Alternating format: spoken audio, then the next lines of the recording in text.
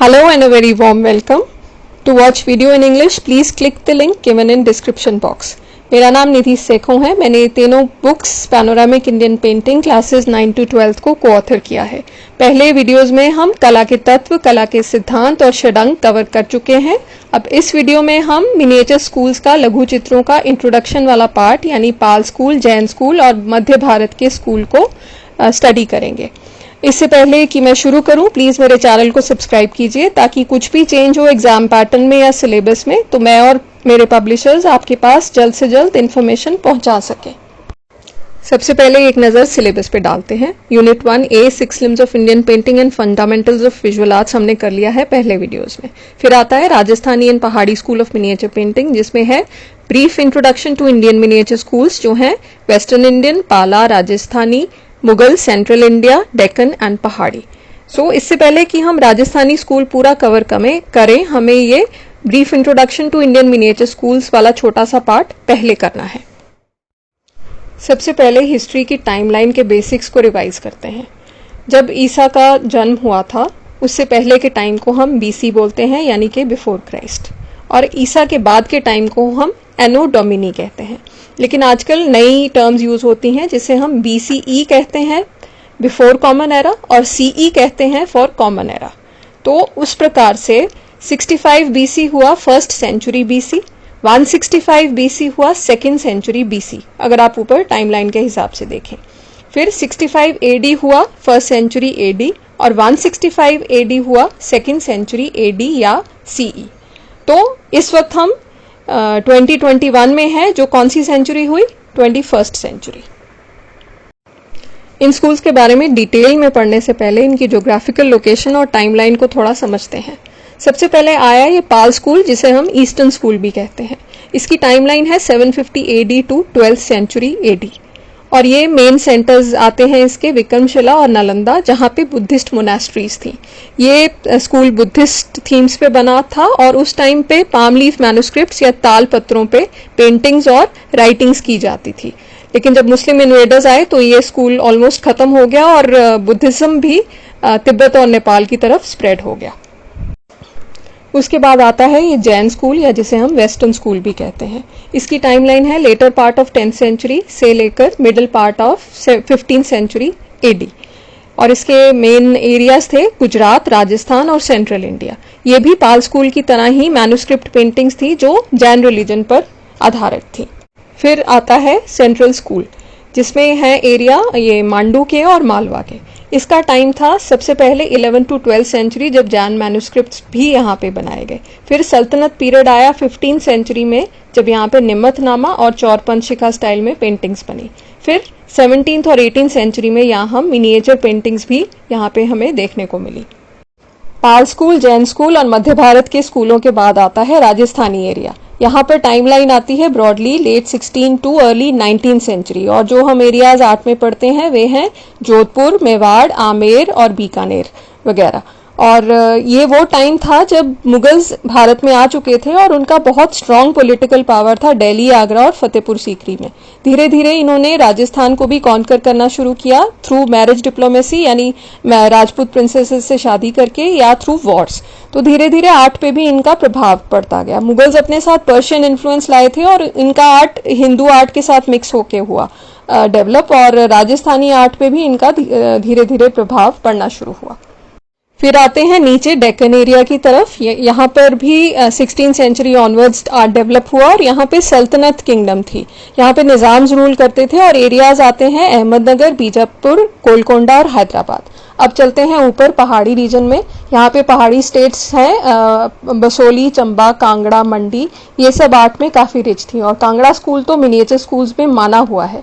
Timeline आती है 17th to 19th century AD, और ये आर्ट काफी देर तक इंडिपेंडेंटली डेवलप होता गया, क्योंकि यहाँ पर राजस्थानी और मुगल प्रभाव बहुत लेट आया। जब औरंगजेब के बाद आर्ट मुगल में और राजस्थान में ज्यादा डेवलप नहीं हुआ तो आर्टिस्ट पहाड़ी रीजन में शिफ्ट हो गए। तो पहाड़ी स्कूल एक बहुत रिच स्कूल रहा और अपने आप से काफी अच्छे से डेवलप होता रहा for a very long time. सबसे पहले हम इंट्रोडक्शन का पाल स्कूल, जैन स्कूल और सेंट्रल स्कूल वाला पार्ट करेंगे, और इसे हम शॉर्ट में करेंगे क्योंकि हमें ज्यादा फोकस राजस्थानी स्कूल पे करना है। तो सबसे पहले आता है पाल स्कूल, जिसे ईस्टर्न स्कूल भी कहते हैं। इसका टाइम पीरियड है 750 एडी से लेकर middle of 12th century AD. फिर इसके जो मुख्य सेंटर्स थे वो थे नालंदा, विक्रमशिला और सोमरूप, जहां पर बुद्धिस्ट मोनास्ट्रीज थी। फिर ये बंगाल, बिहार और थोड़ा उड़ीसा के पार्ट्स में भी फैला हुआ था। इन में ताड़ के पत्रों पर बड़ी संख्या में पांडुलिपियां बनाई गई। ताड़पत्र, जिन्हें पाम लीफ भी कहते हैं, इन पर बौद्ध ग्रंथों की पंक्तियों के बौद्ध देवताओं की छवियों के साथ इन पे लिखा भी गया और चित्रित भी किया गया। आप जैसे देख सकते हैं इन इमेजेस में, इसमें पांडुलिपि चित्र में विभिन्न ग्रंथों के काव्यों से संबंधित चित्र बनाए गए हैं और इनमें पंक्तियों को, उनकी लाइंस को बॉक्स जैसे स्थान में हस्तलिखित मतलब हाथ से लिखा गया है। इन पाम लीव्स पे, इन ताड़ के पत्रों पर एक होल बनाया जाता था जिसमें से एक धागे को पिरो के इनको बांधा जाता था। फिर इनके ऊपर और नीचे वुड के पीसेस रखते थे ताकि इनका एक सेट बन सके और ये आगे के लिए प्रिजर्व भी किए जाते थे। ये पाम लीफ मैन्युस्क्रिप्ट यानी ताड़ पत्तों पर बनी पांडुलिपियों का सबसे अच्छा उदाहरण है अस्त सहस्रिका प्रजन प्रामिता, जिसका अर्थ है perfection of wisdom in 8000 lines. इसमें 6 पेजेस में इलस्ट्रेशंस यानी चित्रण है और जो उसके वुडन कवर्स हैं उनको भी दोनों तरफ से पेंट किया गया है। आप ये उदाहरण देख सकते हैं, इसमें अच्छे से स्पेस को, जगह को, लाइन्स में भी अच्छे से उसकी जगह बनाई है और पेंटिंग को भी अच्छे से बनाया है। और इस पेंटिंग में आप अजंता का इन्फ्लुएंस भी देख सकते हैं। इस पाल आर्ट का अंत हो गया 13th सेंचुरी में, जब आक्रमणकारियों के हाथों बौद्ध मठ, उनकी जो मोनास्ट्रीज थी, उनका विनाश हो गया और उसके बाद पाल कला का भी अंत हो गया और बुद्धिज्म भी नेपाल और तिब्बत की तरफ शिफ्ट हो गया। ये 2 उदाहरण और हैं जिसमें से आप पाल स्कूल के फीचर्स भी स्टडी कर सकते हैं। अगर हम जैन चित्रकला से तुलना करें तो इस आर्ट की रेखाओं में ज्यादा फ्लो है, ज्यादा ग्रेस है, मतलब उनमें ज्यादा प्रवाह है और वो ज्यादा मनोहर लग रही हैं। कलर्स भी बहुत कम है, न्यूनतम है और जो टोन्स हैं वो भी बहुत लाइट सी हैं। आकृतियों में, पूरी ओवरऑल फिगर्स में अजंता जैसी ग्रेस है। जो पीछे आर्चेस बनी हैं वो जो मेन फिगर्स हैं उसको डोमिनेटिंग बनाने में हेल्प कर रही हैं। फिर जो बॉर्डर्स हैं वो प्लेन भी हैं और डेकोरेटेड भी हैं। इस बॉर्डर्स में आप देख सकते हैं कईयों में इवन स्तूपा जैसे छोटे छोटे इमेजेस को भी रिपीट करके बॉर्डर्स बनाए गए हैं। अब आते हैं जैन स्कूल, जिसे western school of Indian painting भी कहते हैं। रफली इसका टाइम आता है 10th सेंचुरी से लेकर मिडल ऑफ 15th सेंचुरी। मुख्य जो केंद्र थे वे थे गुजरात और जो अन्य केंद्र थे वे थे सदर्न पार्ट्स ऑफ राजस्थान और western parts of central India. ये पांडुलिपियां, ये मैन्युस्क्रिप्ट्स हमें जैन पुस्तकालयों में, जिन्हें भंडारे कहा जाता था, उनमें मिलती हैं। लगभग 1100 से लेकर 1400 एडी तक ये पांडुलिपियां तालपत्रों पे बनी और उसके बाद पेपर पे भी ये बनने लगी, तो स्टाइल थोड़ा एडवांस हो गया।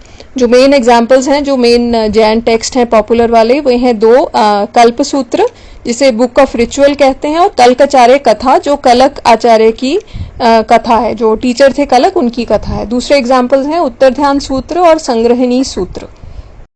ये 2 उदाहरण हैं कल्पसूत्र मैन्युस्क्रिप्ट पांडुलिपियों के, जिसमें आप रेड कलर और ब्लू कलर, जो लैपिस लेजुली है, बहुत रेयर है, उसको देख सकते हैं। फिर गोल्डन कलर है और एक जो बहुत इनका पिक्यूलियर फीचर है, विशेषता है, वो है फर्दर आई प्रोट्रूडिंग।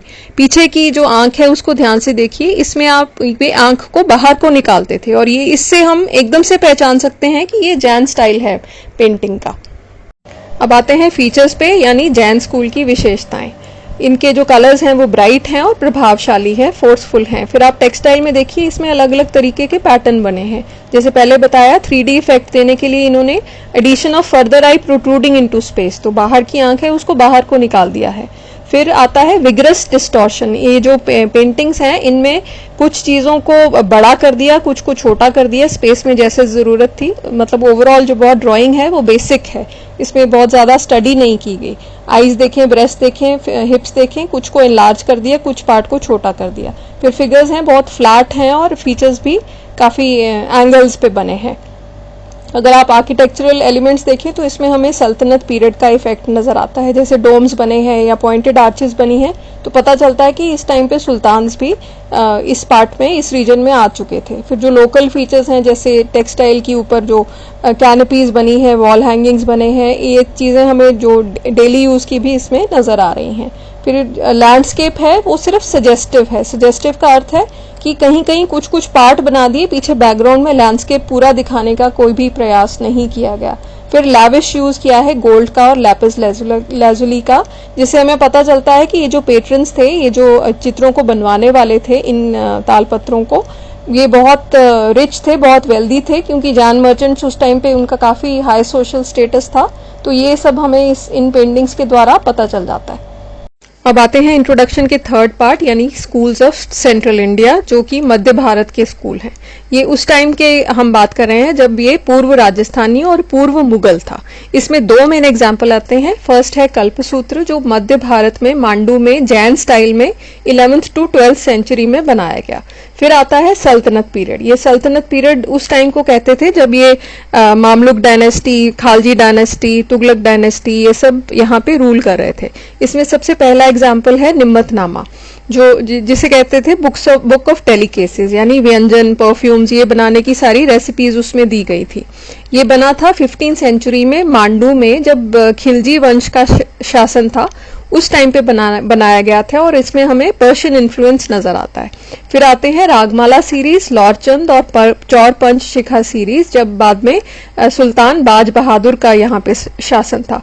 ये लॉरचंद और चौर पंच शिखा ये उस टाइम की लव स्टोरीज थी जो वहां पे फेमस थी।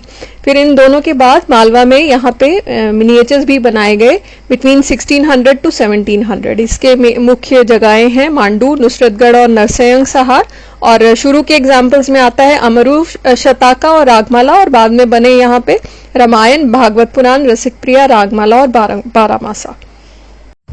अब ये कुछ उदाहरण हैं सेंट्रल इंडियन स्कूल्स के। सबसे पहले लेफ्ट पे आप देखें तो ये निम्मतनामा की इलस्ट्रेशन है, बीच में लॉरचंद है और राइट पे दोनों चौर पंच शिखा के एग्जाम्पल्स हैं।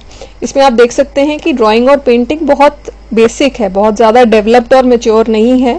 तो इसके बेस पे अब हम स्टाइलिस्टिक फीचर्स, इसके जो विशेषताएं हैं उनको स्टडी करेंगे। अब आते हैं मुख्य फीचर्स यानी मुख्य विशेषताओं पे। सबसे पहला है कपड़ों की जो ट्रांसपेरेंसी, जो पारदर्शिता थी, उसको दर्शाने में एक विशेष प्रकार की आकृति हमें नजर आती है। जैसे आप उनके दुपट्टे देखें, जो ओढ़नियां हैं वो नायिकाओं के सिर के ऊपर फूली हुई हैं और उनके किनारे खड़े और कड़े हैं।